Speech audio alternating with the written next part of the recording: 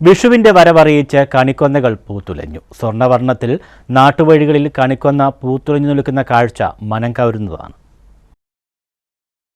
മലയാളിക്ക് വിഷുക്കണി ഒരുക്കാനുള്ള കണിക്കൊന്നയും ഇത്തവണ നേരത്തെ പൂത്തു തുടങ്ങി. കനത്ത ചൂടിൽ വളരെ നേരത്തെ പൂത്ത കണിക്കൊന്നകൾ വിഷുവെത്തുന്നതിനു മുൻപേ കൊഴിഞ്ഞു തീരുമോ എന്ന ആശങ്കയും ബാക്കിയാണ്. സ്വർണ്ണവർണ്ണത്തിൽ നാട്ടുവഴികളിൽ കണിക്കൊന്ന പൂത്തുലഞ്ഞു നിൽക്കുന്ന കാഴ്ച മനം കവരുന്നതാണ്. സംസ്ഥാനത്തിന്റെ ഔദ്യോഗിക പുഷ്പമില്ലാതെ മലയാളിയുടെ വിഷുക്കണി പൂർണ്ണമാകില്ല. വിഷുവിന്റെ വരവറിയിച്ച് കൊന്നകൾ പൂത്തുലഞ്ഞു തുടങ്ങുന്നത് ഓരോ മലയാളിയുടെയും ഗൃഹാതുരത്വത്തെ വീണ്ടെടുക്കുന്നതാണ്. ഇത്തവണത്തെ വിഷുവെത്താൻ ദിവസങ്ങൾ ബാക്കി നിൽക്കെ പലയിടത്തും കൊന്നപ്പൂക്കൾ വിടർന്ന് കൊഴിഞ്ഞു തുടങ്ങിയിട്ടുണ്ട്. പലയിടത്തും വിഷുവിന് കണിയൊരുക്കാൻ പണം നൽകി കണിക്കൊന്ന വാങ്ങേണ്ട സാഹചര്യവുമുണ്ട്.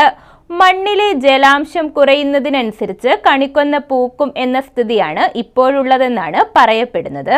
നിരവധി ഐതിഹ്യങ്ങളും കഥകളും കൊന്നമരത്തിനും വിഷുക്കണിക്കും പിന്നിലുണ്ട്. ന്യൂസ് ബ്യൂറോ, കൊല്ലം.